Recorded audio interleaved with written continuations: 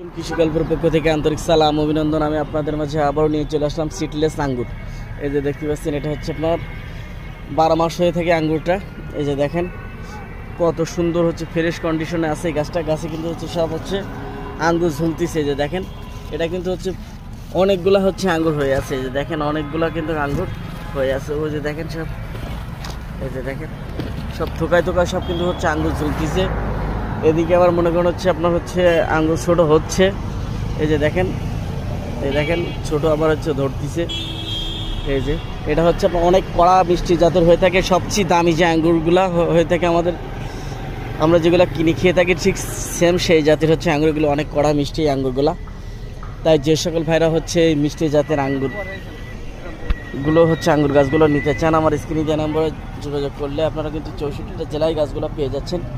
এটা হচ্ছে আপনার একটা জিও ব্যাগ সেট আপ করা আছে। আপনারা চাইলে বাসার ছাদে হচ্ছে গাছটি রাখতে পারেন, হচ্ছে নিচে রোপণ করতে পারেন। আমার কাছে ছোট বড়